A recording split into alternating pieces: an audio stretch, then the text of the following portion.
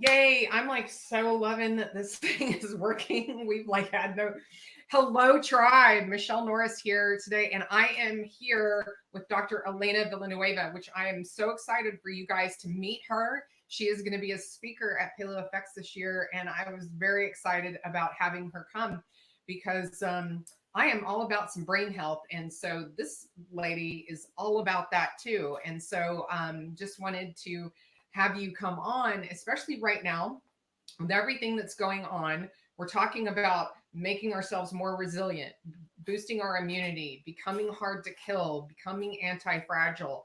And so I really wanted to talk to you about the fact that emotions can really change our brain chemistry and everything. So I'm super excited to have you on. Thank you so much. I'm so excited to be here. And, you know, we all are working overtime to see what we can do to help our communities. There's so much fear going on right now in the media, and people are inadvertently and unknowingly feeding into that fear, and their emotions are attaching to that fear. And today I want to spend some time explaining how that can happen and what it ends up doing to our immune system and our brain chemistry. So yeah, thanks for having me on. Oh, thank you. I'm just so happy that you're here. So this is the thing. One of the things that I've been talking about a lot is that trying to remain calm, and that we can boost our immunity by controlling what we can control. And the only thing that you can control is what's going on right here. So trying to stay in a positive mental attitude, trying to watch, control breath, all of those things, doing some meditation, reading the Bible, praying. All of these things are things that for me that I've been like trying to tell people, try to stay in a positive mindset. It's normal for us to have a little bit of fear because the unknown is a little bit fearful, but try not to let that overwhelm you. So can you talk to us about some of the things that actually happen when we don't allow ourselves to really calm and to take those breaths and meditate and do all of that? Yeah, as a matter of fact, I have a special treat. I put together a little slideshow because sometimes the visuals can just be so powerful. Before we jump into the slideshow, I just want to encourage all of you to take Michelle's advice to heart and really start implementing these things.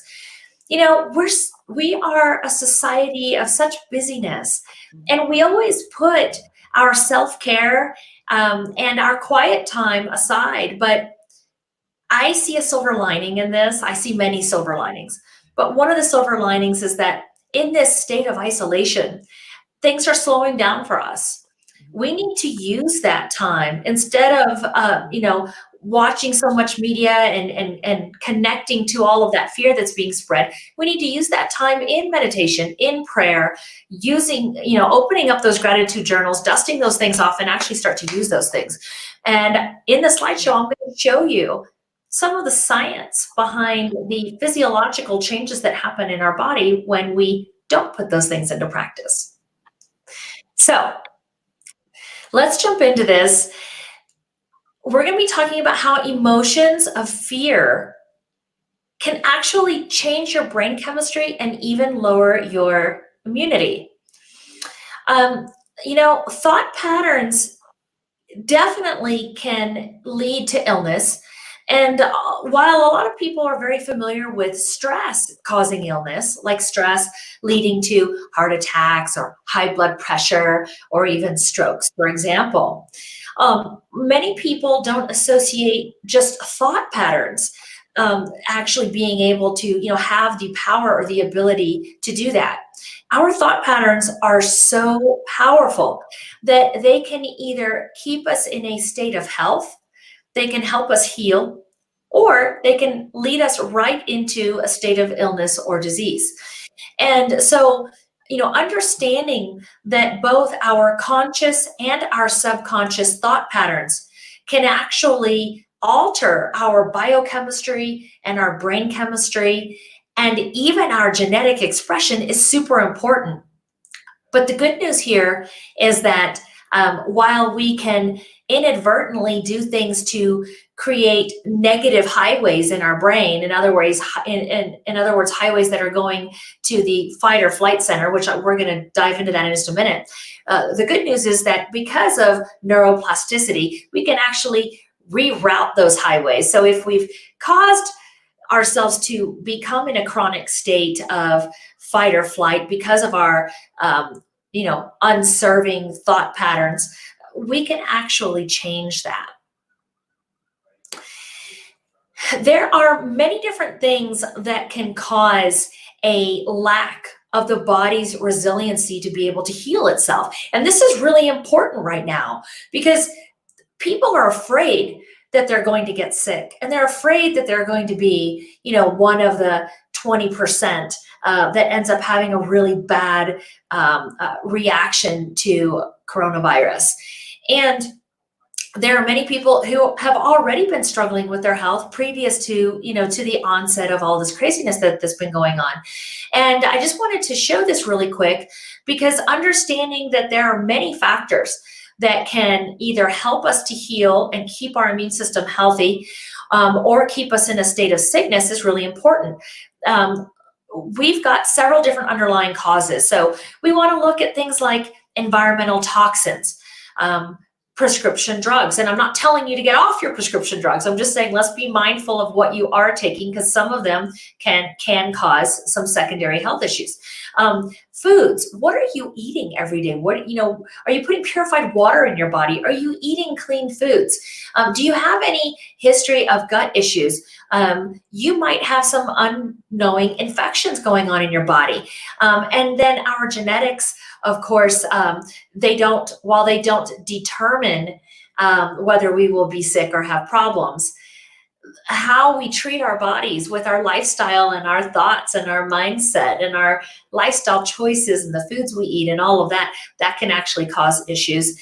And then of course, the thoughts and emotions, which we're talking about that today. That's where we're really dialing in.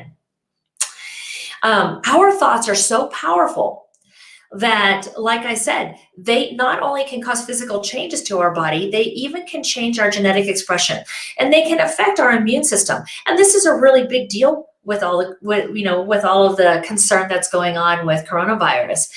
And we know now more than ever that becoming aware of our thoughts actually holds the key to unlocking our own potential for self-healing. That every system in our body, including our immune function and our ability to fight off infections, actually does rely quite heavily on our own thought patterns. And we also know that, through studies now, we've been able to confirm scientifically that, those who have experienced emotional traumas in their lives without ever having processed their emotions and having a resolution and being able to emotionally detach from that traumatic event are the ones who are most likely to develop into chronic health issues, autoimmune issues, and even mental illness. And, this is the thing. We've all had some sort of emotionally traumatic event that's happened in our lives. That's a part of life. And it's how we deal with it. And it's how we walk through those stressful events that determines our outcome. In many places of the world, and I would say including here in the United States, we are not really taught how to effectively process trauma and release it so that we can detach from it. Instead, we shove it down inside, and it ends up, attaching to us, and it physically can make us ill. Can I wanted to bring this up since we're on this subject specifically.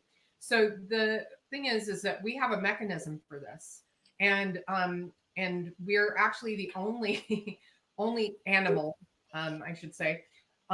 All mammals have this capability. We have a capability to release trauma from our bodies. The problem that we have now is that as we're particularly our children, that we stop that mechanism. And so there's a gazelle. The gazelle is being run down by a cheetah.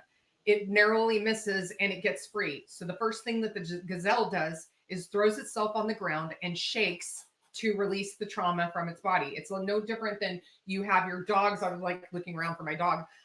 Your dogs, and you rub your dogs or whatever, and then your dogs shake. They're shaking that energy off because even though that was a feel good thing for them, it still is something that's an energy in their body and they need to release it. So when you see animals doing that, that's part of their mechanism. Well, we have the same thing.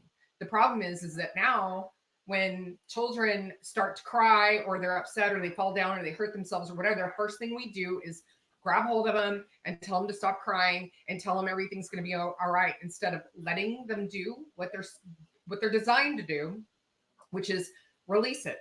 Let them cry, let them shake, let them go and just be there for them and let them feel all the feels. The problem is like you said, we all tamp it down, we hold it in, and now it becomes later on disease in our body. So that's so perfectly stated, Michelle. We were not taught how to process things. This has been a generational issue. I mean, I don't know, 4 or 5 generations at least, where we've been taught to, just be quiet, stop crying, hold it in, like it's going to be okay.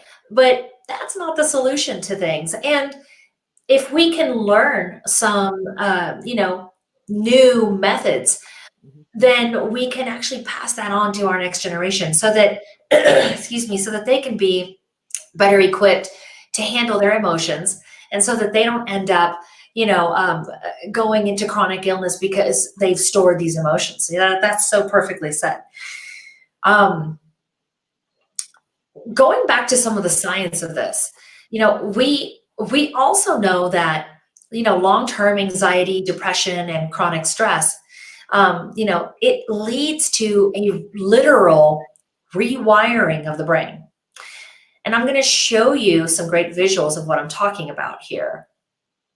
And Michelle, please, I totally want your input on this because I know that you've got some really good stuff to say about what I'm getting ready to show.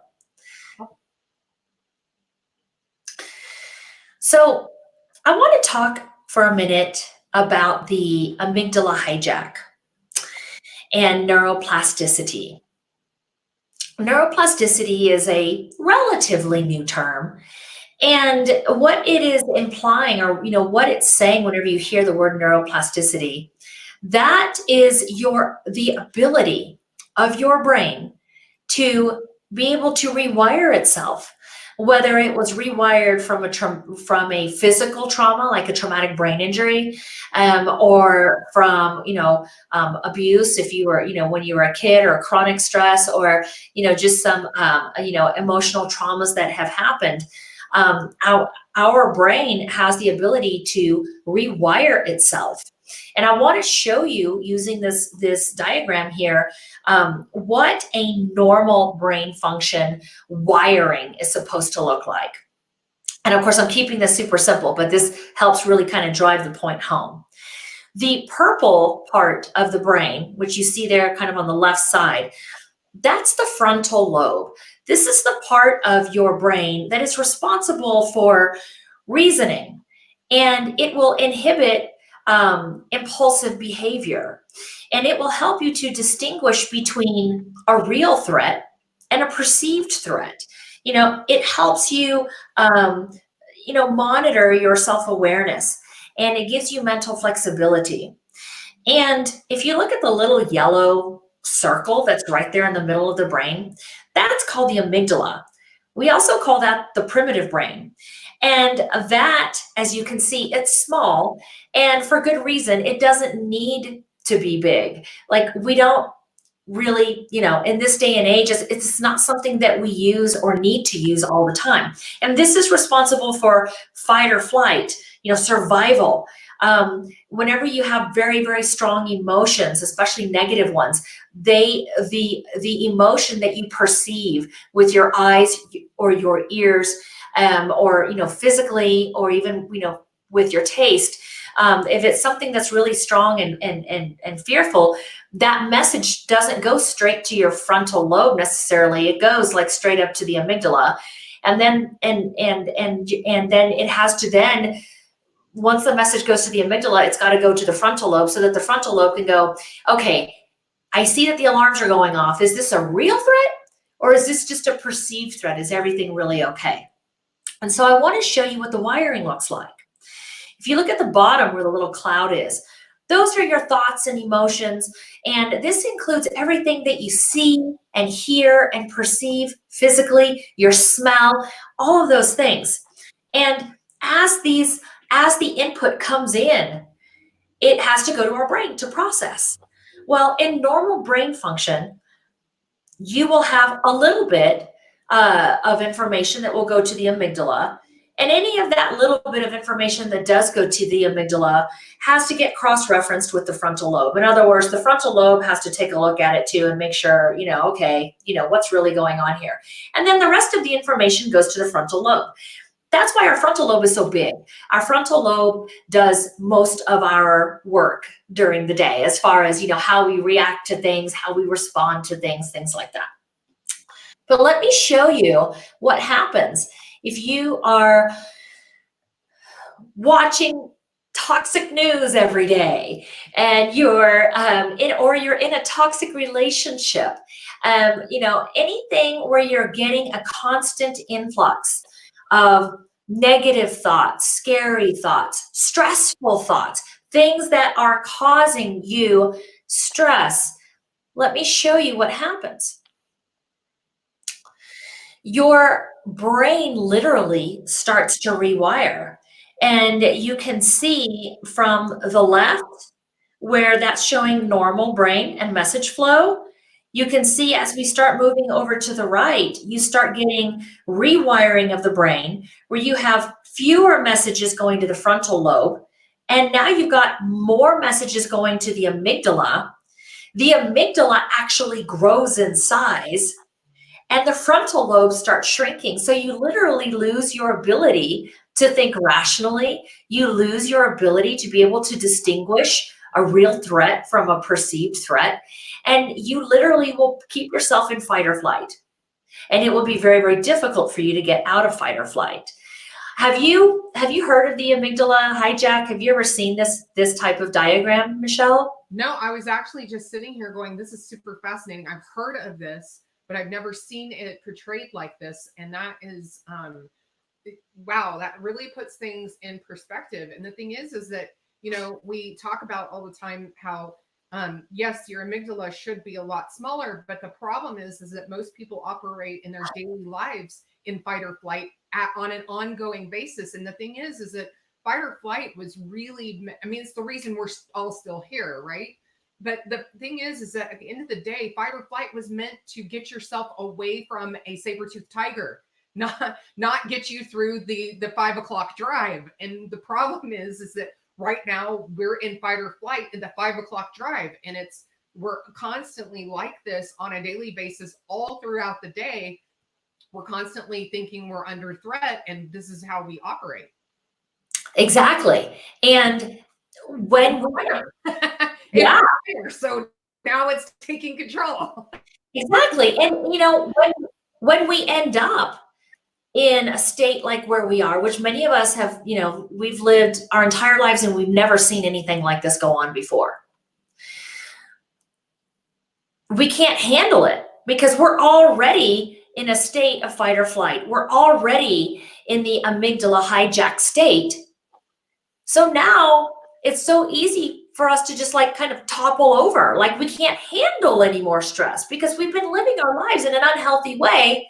I did that for years, Michelle, single mom, putting myself through school, all the stressors of being a single mom, trying to provide for my son and I, get through school, have groceries on the table. And when I did have quiet time or free time, I filled it up with things that were not serving me. And, eventually when there was a crisis, I collapsed in the crisis. Because I couldn't handle anymore. Like my cup was already overflowing and I couldn't handle anymore. And I feel like that's what's happening with a lot of people right now, Michelle. I know you're getting calls, we're getting calls that people are freaking out. Mhm. And this is why I wanted to show this, because if we can get a grapple on what has actually physically happened with the rewiring of our brain due to the lifestyle that we were living that really wasn't serving us, Right. then we can sit back and go, okay, everything's going to be okay. I'm not feeling that right now because I've rewired my brain in a way that's not serving me. But the good news is that we can fix that. Yeah. And I'm going to show you guys how we can reverse that. Well, we have let me interject before you move on. We have a lot of people online right now watching. If you have questions for Dr. Villanueva, please put them in the comments, and I will bring them up for her to answer. Go ahead, keep going. Yeah, absolutely, absolutely. So, kind of driving the point home here. Excuse me. Negative thinking habits literally can lead you not only into irrational thinking, but your vision of yourself and the world around you becomes very, very skewed. So if you know somebody who's like that, right, how they see themselves and how they see their situation around them, if you've ever thought to yourself, that's really skewed, like they're not seeing things through the right lenses, go back and think for a minute. What has that person been through? Have they been through years and years and years of stress? Have they been through some really massive traumas? Those are the types of things that can lead people into that state. Rewiring your brain to get it back to normal state and rebuild the connections to your frontal cortex, it takes time, it takes repetition, and it takes consistency.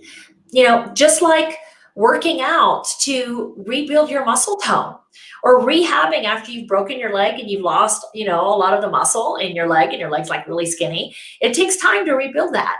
If you want to have a transformation in your health or in your, in your physical body, what do you have to do?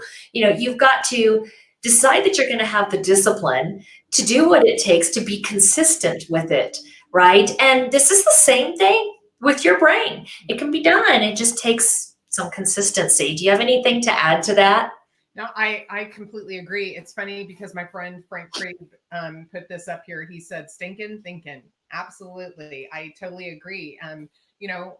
We talk about at Paleo Effects, we talk about the 7 pillars of health, and in the 7 pillars of health is physical, mental, emotional, relational, financial, spiritual, and tribal. And one of the things that when people ask me what paleo is, I'm like, basically the paleo lifestyle is removing all the toxins from your life. And that doesn't mean just the toxins that you're putting in your mouth, but the toxins that are in, the products that you put on your body, that you use to clean your house, the stuff you give to your dogs, or whatever's going on. But it's also the toxic people and the toxic thoughts. Is removing all of those from your life as well. And so and obviously this just makes perfect sense that you would remove those so that you can actually have a really healthy brain. You have to remove those interferences. And, one of the interferences that we're all dealing with right now that I think a lot of us are not aware of or conscious of is, all of the fear mongering that's going on, in the media and on social media. And so please, those of you that are listening, limit your exposure to that. Limit what you allow yourself to see and hear. If it's not serving you, get away from it, right?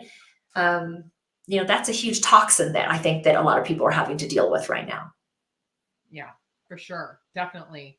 And the thing is that I just really don't watch a lot of it. In fact, I was kind of joking around, but I was pretty serious. I have a couple of like women's groups that I'm part of, and everybody was like, "Hey, we know you're going through a lot of stress, having to move Paleo Effects. What can we do to support you?" Whatever. And I was like, "Look, I don't watch media, and I didn't know that toilet paper was a real thing." So I was like, "So the way you can support me is toilet paper, because I didn't go to the store anyway." And it just turned into this really hilarious, funny thing that we started joking around about. And what I found out some really cool stuff that I was like, "Oh, I don't need to worry about toilet paper," because there was some really cool survival tips that I was like, "Oh, okay, that'll actually work." I mean, we were able to get toilet paper because obviously it just came back to the store. They were just restocking and people were just hoarding and it was being a little bit weird. But anyway, it was just so funny. But the whole thing is that it just I didn't let it stress me out. It was like, it is what it is. I can't control that piece. So, Well, you've done a really good job of really integrating a paradigm shift into your life. And when I first met you, I could feel it. Like I could see it, right? And I was like, okay, like I love this woman, because I could see, just feel it. It radiates from you. And one of the things that I love about what paleo stands for is tribe, tribal. And for those of you who think that you're feeling isolated or whatnot, no, this is a time for you to come together with people. Spend use technology to your advantage, and get on FaceTime with your mom. Get on FaceTime with your siblings. Tell them that you love them. Talk to your friends. Take that time. I'm going to share something with you guys. Just being, open and I don't want to like use the word vulnerable because like I think so many people like overuse that word, but I have spent the last couple of years working really, really hard. I am on such a mission to help save people from committing suicide. Mental health is my thing. I have my own story, and that's why I do what I do. But in the last couple of years that I've been working so hard and really digging my heels down and putting my head down to work and create content and systems that are going to help heal people and save people's lives, I really stopped my social life. Like I stopped that. I pulled away from my tribe. And this past year, the universe brought tribe back to me. And in the last couple of weeks, my social schedule has actually filled up quite a bit. Not that I'm going out and leaving my house, but we're doing things like this. Connecting with you, Michelle, fills my heart to be able to connect with you. And then together we can serve other people. That's another way that you can help yourself right now. If you're scared and you're feeling anxiety, think to yourself, what can you do to help somebody else? Because in servitude is where you can also find a lot of strength. And so, I just want to say thank you for being in my life. Thanks for the people that you've introduced me to. Thank you for inviting me to come on today so that I can serve, because, in you doing that and allowing me to help serve other people, it helps me too. And so, we're all in this together, Michelle, and, and together, for all of you listening, together we can rise up. Together we can make it through anything. And so, anyway, I was thinking maybe we can jump into some strategies, because I want to acknowledge this comment because this was so sweet. I'm not sure how I would imagine that's Mish on place is the name. I hope that I said that right. I'm sorry. That was very, I like that comment, but thank you. My tribe is definitely, they're my life team. They're the people that actually fortify me through all of this and who keep me sane and keep me accountable for staying on the path of being positive and being uplifting to others. And I said this in a Facebook Live the other day to on Facebook on our group, and then to our exhibitors and sponsors, that we can either see the best in humanity or we're going to see the worst, and we get to choose that. And so and I totally believe in the rising tide raises all ships, and that's where if we do that, if we do what we should be doing right now, which is serving others and seeing how we can serve, that's where you're going to find, okay, thank you, I'm glad I said your name right. That's where we can find our tribe. That's where we can find connection. That's where we can find social outlet. And this is the thing we were saying the other day. We hate the word social distancing. We like the word physical distancing. We're just physical distancing. We're not socially distancing because this is social. And we're having I know, like, we were supposed to have a big dinner party tonight, so we decided to take it virtual. So we're going to do a Zoom dinner party tonight. And so with our friends that we were planning to come together and have dinner together. And now, because of what's happening, and we know that we need to physically distance, we're not socially distancing. So definitely go out and find who you can help. And through that, you are going to help yourself. I totally agree with that, because I know that that's what works for me too. That's so awesome. Yeah, I finally figured out how to see the comments.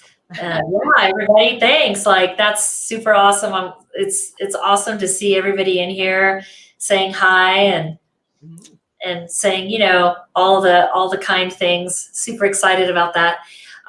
So I just want to finish with a few strategies. Remember, if you're struggling with anxiety and depression, and it's just gone up a notch because of all of this, or you were kind of coasting along and now all of a sudden you're kind of feeling like the, pangs of angst, a little that anxiety is coming back. Be conscious of your thoughts. Be conscious of what you're listening to and what you're watching, right? And when you do get a negative thought, like, oh my God, I'm not going to make it through this. I've actually had a couple of clients say that to me, and I had to, we had to have a come to Jesus. I had to, kind of talk them down off the ledge there. When you realize that you're thinking that, don't push it away. That's the worst thing you can do. If you have a thought like, I'm not going to make it through this, or something that's negative that's not serving you, don't shove it away or make yourself really busy. Try to drown it out. Like, don't do that. Instead, sit quietly and face it. Walk into the fire. Walk into that fear and embrace it. And you're going to see that it's going to completely melt away. And that's not something that we're taught to do. That's not intuitive. But I promise you, that's going to be one of the first steps that you need to do, is to embrace it and talk to it. Talk to that thought. Have a conversation with it. Right? Don't shove it away or turn on the music really loud, or get yourself really busy so that you can try to drown it out, because it's going to end up coming back and it's going to be screaming at you and it's going to throw you into a panic attack. And so become aware of those thought patterns. Don't resist or fight your thoughts. Replace the negative thoughts with positive thoughts. So another big mistake that a lot of people make is they'll say, oh my God, I don't want to get sick. I don't want to get sick. I don't want to get sick. But all the universe hears is sick. Mm-hmm. And the universe will give you exactly what you ask for. And so what happens? You end up getting sick. Instead, change your words and say things like, I want vitality, and I want health, and I want energy, and I want a strong immune system. And I'm grateful for these things, and see it for yourself in the future. Give gratitude for it. I'm thankful that I have this, awesome immune system and this vitality and this strength, and that I'm sleeping so good. And I'm grateful that I have a calm mind and that I'm peaceful in my heart. You say those things, and your mind is going to make that happen for you. So, I learned this way too late in my life. I spent most of my, younger years, all the way up into my mid-30s, saying things like, I don't want to lose my house. I don't want to lose my business. I don't want to, have my schedule not full and all that stuff. And all the universe was hearing was just those key words. And I ended up manifesting everything that I was so fearful about. Now I've been able to completely, I'm not even in a different chapter of my life. I'm in a different book. And that's because I learned how the universal law works. And so, definitely replace the negative thoughts with the positive thoughts. Oh, I completely agree with you, because one of the things that I say is that whatever you focus on is what grows. And if you're focusing on what you don't want, that's what you're going to get, because that's where your focus is. And it's so funny because we do this too, even to our children. Like, we do this, we always focus on the things that we don't want. So we tell our kids, don't do that.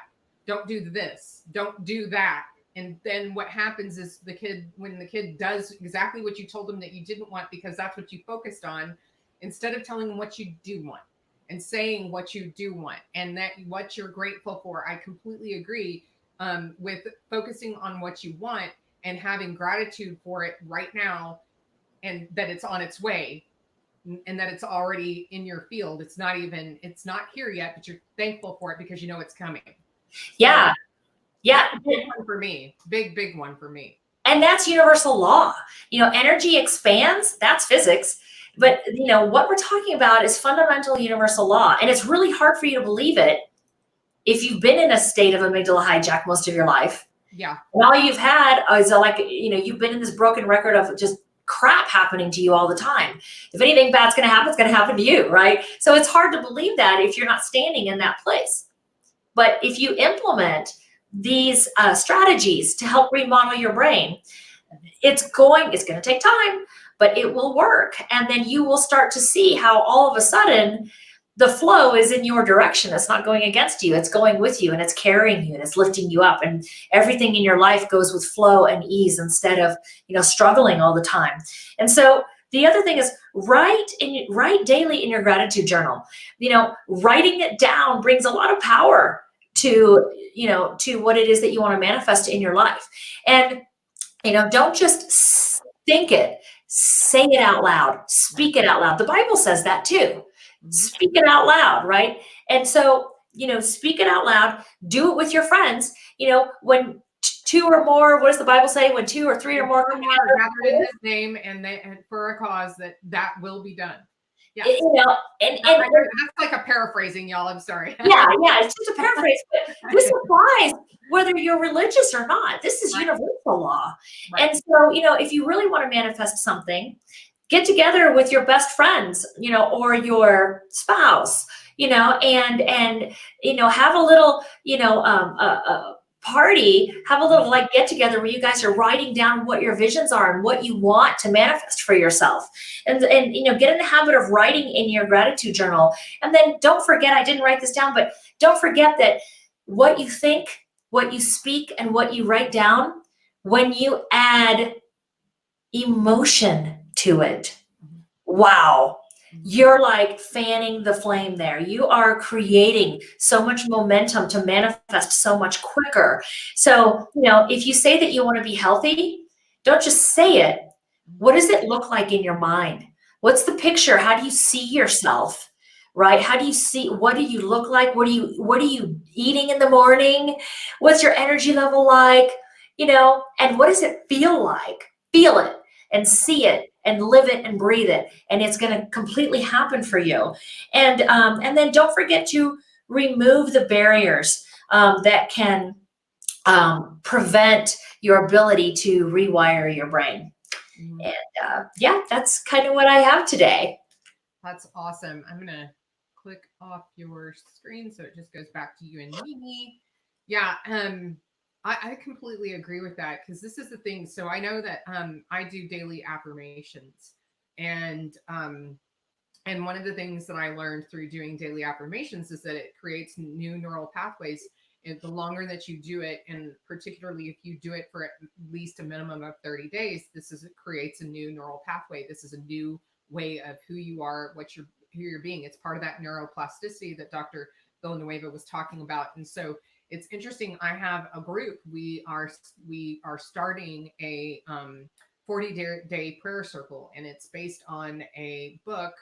I can't think of the guy's name. I know it's Mark something or other, but it's Draw a Circle, and it is coming together and really manifesting around what the things that you want, and really being positive and showing a heart of gratitude around those things. And we have a whole group of us that are doing it together and kind of holding each other accountable, and also kind of holding a vision for each other for what the things that we all want and what we want to see coming particularly out of this. So it's a 40-day prayer circle that we are in, and it's those are the things that are really positive and uplifting, and that keep you in that positive mindset. And you can find pretty much probably anywhere on Facebook, all over the internet, things like this, where you can come together and you can find new friends that they could be halfway across the world, and that's a beautiful thing.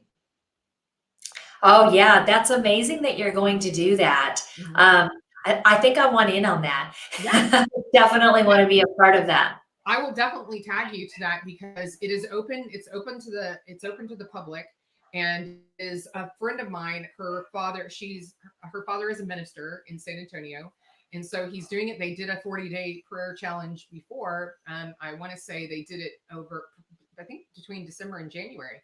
And so anyway, and it was really apparently very, very powerful. And they decided to do it now. So I'll tag you to that on Facebook. And anybody that wants to be tagged to that, just put your name in the thing, and I will go and find. Actually, you know what I'll do? I'll go find it and put the link in the comments. That way, anybody that wants it can find it, and you don't have to worry about it. So I'll come back and do that in a little bit.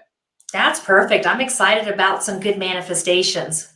Yeah, it's been really awesome. I don't know what happened to my computer for a second. I thought everything went away. I was like, wait a minute, no. Anyway, I'm totally in agreement with you. And thank you, Frank. I appreciate that. I'm gonna put the link in the comments here shortly so that you guys can all have it. And anyway, thank you so much, Dr. Villanueva, for being here. I so appreciate it. And I appreciate you giving of your time to this and to so many people, and particularly to the mission that you have. I am so appreciative of that, and want to do whatever I can to support it. So can you tell everybody where they can follow you? Yes, absolutely. So you can go to modernholistichealth.com, modernholistichealth.com. And from there, you can jump into all of our social media links. We also have our Facebook at modernholistichealth.com. And I don't remember our Instagram. Sorry about that. I'm still trying to figure out the whole thing. We do have some people helping us with that, but I'm not good at that. But I'm better probably on Facebook than anything else. Yeah. Thank you, Gail. I appreciate that. We just want to make sure that we're out here serving as many people as we can right now. The things that so if you guys come on later, you have questions for Dr. Villanueva, please put them in the comments. We'll go back and ask her to either come back on, do another one, or respond to the comments and everything. And please make sure that you guys are taking really good care of yourselves and other. And we look forward to seeing you guys again. Thank you, Dr. Villanueva, for being here. And we will see you guys again soon. Thank you so much for having me. We'll see you soon.